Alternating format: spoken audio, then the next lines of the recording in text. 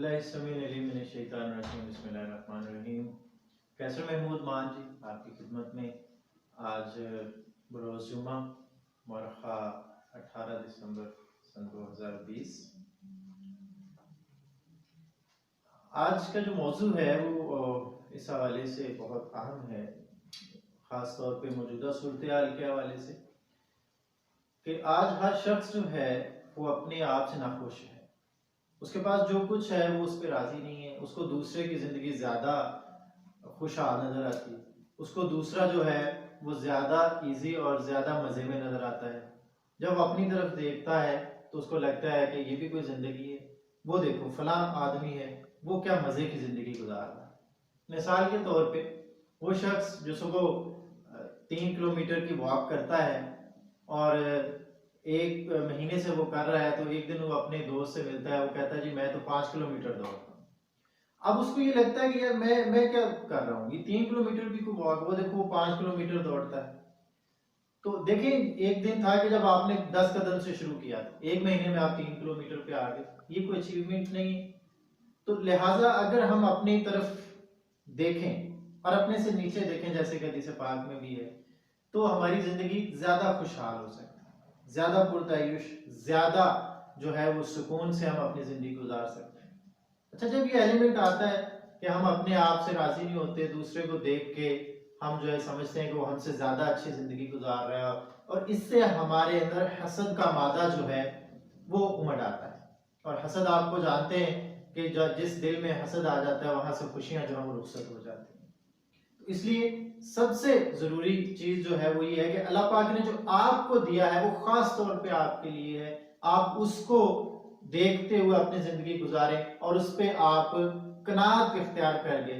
हाँ, आप मजीद के लिए जरूर कोशिश करें, लेकिन वो कोशिश जो है वो मायूसी में नहीं होनी चाहिए, वो बल्कि आगे बढ़ने के लिए कोशिश होनी चाहिए। तो एक दफा कहते हैं कि एक कोई अल्लाह का बंदा जा रहा था, तो उसने देखा कि एक शाख पे कौवा बैठा है। अब उसने जब उसको देखा तो कौवा बड़ा उदास नजर आया उसको। उसने पूछा, कौवा मियाँ क्या बात है, क्यों परेशान हो? तो वही जो हमसे जब वो हाल पूछ ले तो हम अपने रोना रोने शुरू कर देते हैं, तो कौवे ने भी वही काम किया। कहने लगा, हजरत देखें ये भी कोई रंग है, काला स्या रंग है मेरा, कोई मुझे पसंद नहीं करता, कोई मुझे पालतू नहीं रखता है, कोई मेरे लिए जो है वो अच्छे जज्बात नहीं रखता है। अगर किसी मुंडेर पे बैठ जाऊं तो वो मुझे पत्थर मार के उड़ा देते हैं। तो ये भी कोई रंग है रंगों में, काला स्या मुझे बना दिया है। तो उन्होंने पूछा, अच्छा क्या बनना चाहते हो, बोलो क्या बनना चाहते हो, मैं बनाता हूँ तुम्हें। उसने कहा, आप ऐसा करें, मुझे आप हंस बना दें। तो बुजुर्ग ने कहा, ठीक है बना देता हूँ, लेकिन मेरी शर्त ये है कि जाओ पहले उसे मिल के आओ, एक दफा उसे पूछ के आओ उसका हाल चाल, फिर मैं बना दूँ। अब वो हंस के पास जाता है और पूछता है, हाँ जी क्या हाल चाल है आपके, यार आप तो बड़े खुशनसीब हैं, आप तो इतने सफेद रंग के मालिक, आपकी जिंदगी तो खूब अच्छी गुजर रही होगी।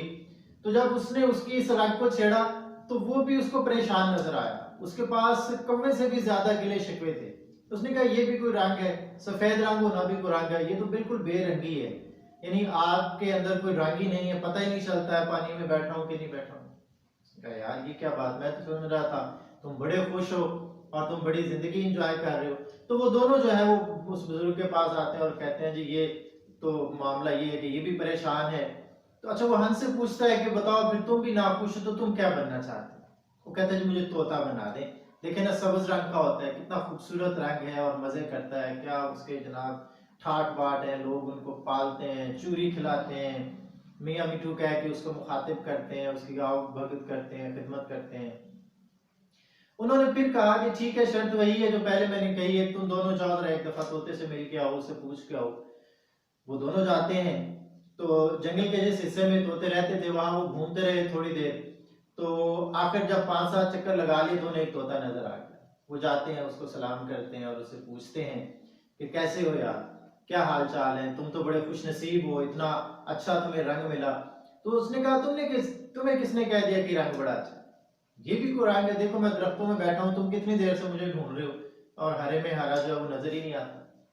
तो बड़े हैरान होंगे, तुम भी परेशान हो, तुम्हें भी अपने रंग से जो है वो प्यार नहीं है, तुम्हें तो लोग रखते हैं, तुम्हें अपने पास रखना वो एक فخر سمجھتے ہیں، تمہاری خدمت کرتے ہیں، تمہیں میاں مٹھو کا لقب دے رکھا ہوں. اس نے کہا نہیں نہیں یہ باتیں ہیں، بالکل یہ میں اپنے رنگ سے پریشان ہوں. وہ پریشان ہو گئے دونوں. اب تینوں مل کے جاتے ہیں بابے کے پاس. ان کا جناب یہ دیکھیں یہ بھی پریشان ہے. پھر کیا کرے؟ اس نے کہا کہ ٹھیک ہے طوطے میاں تم بتاؤ، اگر تم بھی اپنے رنگ سے خوش نہیں ہو تو کون سا جانور ہے، کون سا پرندہ ہے، تم کیا بننا پسند کرو گے؟ اس نے کہا جی مور بنا. مختلف رنگ ہوتے ہیں اس کے اندر، خوبصورت ہوتا ہے، اور جب وہ ناچتا ہے تو لوگ جو ہے وہ سارے کام چھوڑ کے اس کو دیکھتے ہیں، اس کی موویز بناتے ہیں، کلک کرتے ہیں، اپنے ساتھ تصویریں بناتے ہیں. انہوں نے کہا ٹھیک ہے جاؤ اسی طرح تینوں جاؤ اور ذرا مور سے پوچھ کے آؤ کہ کیا وہ خوش ہے اپنے آپ سے. تو وہ تینوں چلے گئے. مور سے جا کے جب سلام دعا ہوئی تو انہوں نے جب مور سے پوچھا کہ تم خوش ہو تو اس کے اپنے رونے. مطلب آپ دیکھیں ایک ایک چیز سے لے کے، کوے سے لے کے، ہنس سے لے کے طوطا اور مور بھی اپنے رنگ سے خوش نہیں. انہوں نے کہا یار تمہیں تو اللہ نے اتنا خوبصورت بنایا ہے، تمہارے اتنے زبردست رنگ ہیں، تم تو رنگ بکھیرتے ہو تو لوگ اپنے کام دھندا چھوڑ کے تمہارے گرد اکٹھے ہو جاتے ہیں، تمہاری ستائش کرتے ہیں، تمہاری تحسین کرتے ہیں. لوگ جو ہے وہ تمہاری موویز بناتے ہیں، تصویریں بناتے ہیں تمہارے ساتھ، اور تمہیں کس چیز کی پریشانی ہے؟ اس نے کہا ہاں ابھی بتاتا ہوں میں تمہیں، 1 منٹ ذرا کان لگا کے دیکھو کوئی آ رہا ہے. انہوں نے کان لگایا تو انہیں کسی کے قدموں کی آہٹ سنائی دی. انہوں نے کہا کون ہے یہ؟ کہنے لگا میرا شکار کرنے کے لیے کچھ شکاری آ رہے ہیں. مطلب اس کا یہ رنگ، اس کی یہ خوبصورتی، اس کے جو نرالے پنکھ ہیں جس میں مختلف رنگ بھرے ہیں قدرت نے، وہی اس کے لیے ایک عذاب یا ایک مشکل صورتحال پیدا کر دیتے ہیں. بالکل اس بارہ سنگا کی طرح کہ جس نے اپنی ٹانگوں کو کالی اور پتلی جانتے ہوئے اپنے سینگوں کی تعریف کی کہ اتنے میرے سنہری سینگ ہیں، اتنے خوبصورت لگتے ہیں. تو اینڈ پہ کیا ہوا تھا؟ وہی سینگ اس کی تباہی کا سبب بنے اور وہ جھاڑیوں میں الجھ کے رہ گئے اور کتوں نے اسے چیخ پھاڑ دی. تو یہاں بھی جو مور تھا وہ دیکھیں اس کے وہ خوبصورتی جو ہے وہ اس کی دشمن بنی ہوئی ہے. جہاں دیکھتے ہیں شکاری اس کو پکڑ کے اس کو قید کر لیتے ہیں. جو یہ ساری صورتیں دیکھتے ہیں تو کوا کہتے ہیں یار تم بھی خوش نہیں ہو تو پھر کون خوش ہے یہاں پہ؟ تو مور نے کوے کی طرف اشارہ کر کے کہا تم بتاؤ تمہیں کبھی کسی نے قید کیا؟ کیا تمہارا کبھی شکار کیا کسی نے؟ کیا تمہیں کسی نے پکڑنے کی کوشش کی؟ اس نے کہا نہیں. تو کہتے تم سے زیادہ خوش نصیب کون ہے؟ اور مطلب آپ دیکھیں کہ یہاں اس ساری صورتحال میں جو خود کو سب سے گھٹیا، سب سے کمتر سمجھ رہا تھا، دوسروں کے نزدیک وہ سب سے اچھا ہے، کیونکہ اس کا وہ رنگ، اس کی وہ جو صورتحال ہے، اس کا جو سٹیٹس ہے وہ اس کو مصیبتوں میں نہیں ڈالنے والا ہے. اگر دیکھیں ہم اپنی سوسائٹی میں جو امارت اور غربت کا جو معاملہ ہے اسی طرح ہے کہ اگر کوئی شخص بہت امیر ہے، اس کے پاس بہت پیسہ ہے، تو آخرت میں اللہ پاک کے حضور جب پیش ہوگا تو اس کو حساب کتاب دینا پڑے گا. اس کے ذمہ بہت سارے معاملات نکل آئیں گے، بہت سے لوگوں کا حق نکل آئے گا جو اس نے نہیں دیا دنیا میں، جو اس کے ذمہ لگایا گیا. دوسری طرف غریب آدمی ہے وہ کہ دنیا میں وہ اس بات کا شکوہ ہی کرتا رہتا ہے کہ یہ کیا جی میرے پاس پیسہ نہیں ہے، میرے پاس ضرورتیں پوری کرنے کے لیے جو ہے وہ مشکل سے گزر بسر کرتا ہوں، کہیں پہ جو ہے وہ اپنی دل سے میں نہیں خرچ کر سکتا، اپنے بچوں کی ضرورتیں جو ہیں وہ پوری طرح سے پوری نہیں کر سکتا، زندگی کو اس طرح لطف اندوز نہیں ہو سکتا جس طرح سے باقی لوگ ہو رہے.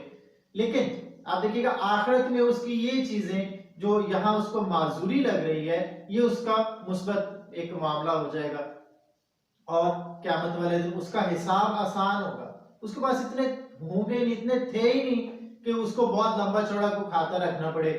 جتنے تھوڑے بہت کماتا تھا وہ کھا لیتا تھا اور معاملہ پورا ہو جاتا تھا. نہ اس نے بچائے، نہ اس نے لوگوں کا حق مارا، نہ اس نے جو ہے وہ ظلم زیادتی کی اس وجہ سے.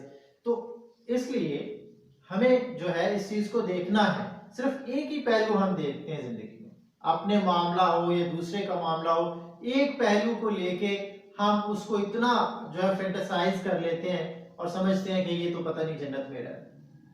اب دیکھیں قارون کے حوالے سے جو قرآن پاک نے اللہ تعالیٰ نے جو ہے وہ اس کا معاملہ، اس کا قصہ بیان کیا کہ جب وہ نکلتا تھا اتنی ٹھاٹ باٹ سے نکلتا تھا کہ لوگوں نے خواہش کرنی شروع کر دی. ان کے دل میں یہ ہوتا کہ کاش ہمیں بھی جو ہے ایسی شان و شوکت نصیب ہو. لیکن جب اس کا انجام دیکھا تو قرآن میں اللہ فرماتے ہیں کہ یہ لوگوں نے ہاتھ لگائے کانوں کو کہ اللہ تیرا شکر ہے تو نے ہمیں بچا لیا، اس کا یہ اتنا مال، اتنی متاع، اتنی شان و شوکت نے تو اس کو ہلاک کر دیا، اگر ہمارے پاس ہوتا آج ہم یہ ہلاک ہو جاتے۔